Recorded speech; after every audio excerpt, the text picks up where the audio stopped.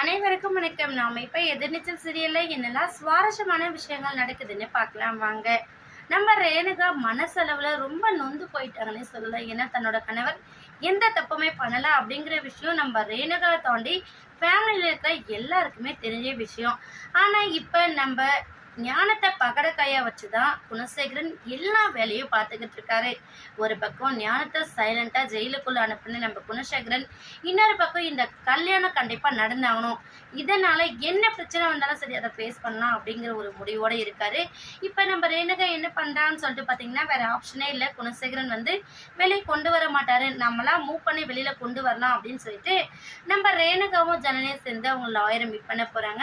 Meet பண்ண இடத்துல அந்த லாயர் என்ன சொல்றாங்க பாத்தீங்கன்னா, ரேணுகா நீங்க ஒன்றும் ஃபீல் பண்ணாதீங்க, ஆனா இந்த குணசேகரன் கதிரெல்லாம் சேர்ந்து பக்காவா பிளான் பண்ணி தான் ஞானத்தை உள்ள அனுப்பியிருக்காங்க. ஞானத்தை இப்போதைக்கு அவங்க வெளியில கூட்டிட்டு வர்றதுக்கான எந்த அறிகுறியுமே கிடையாது. இருந்தாலும் நீங்க கவலைப்படாதீங்க, நம்ம அதுக்கான முயற்சிகளை பண்ணி பார்ப்போம். இவங்க உங்களை திசை திருப்பறதுக்காக இந்த வேலையை பார்த்துருக்காங்க அப்படின்னு சொல்லிட்டு தெளிவா சொல்லிட்டாங்க. உடனே நம்ம ஜனனி ரேணுகாவுக்கு ஆறுதல் சொல்றாங்க. அக்கா நீங்க ஒன்றும் கவலைப்படாதீங்க, இந்த குணசேகரனோட ஆட்டத்துக்கெல்லாம் கூட சீக்கிரம் நம்ம ஒரு புல் ஸ்டாப் வைக்கலாம். ஏற்கனவே அருவிக்கரசி நம்ம வெளுத்து வாங்கியிருக்குல்ல, இதுல இருந்து கொஞ்சமாச்சு அவங்க யோசிக்கதான் செய்வாங்க. யோசிக்காம மீண்டும் மீண்டும் தப்பு பண்ணாங்கன்னா நம்ம ரூட்டே நம்ம மாத்தி ஆகணும். அவங்களுக்கு புரியுற விதத்துல நம்ம புரிய வச்சா மட்டும்தான் சைலண்டா இருப்பாங்க அப்படின்னு சொல்லிட்டு நம்ம ஜனனி ரேணுகாவுக்கு ஆறுதல் சொல்றாங்க. என்னதான் ஆறுதல் சொன்னாலும் நம்ம ரேணுகாவுக்கு துக்கம் கண்ணில் தண்ணீரா கொட்டிக்கிட்டே இருக்கு, அருவி போல.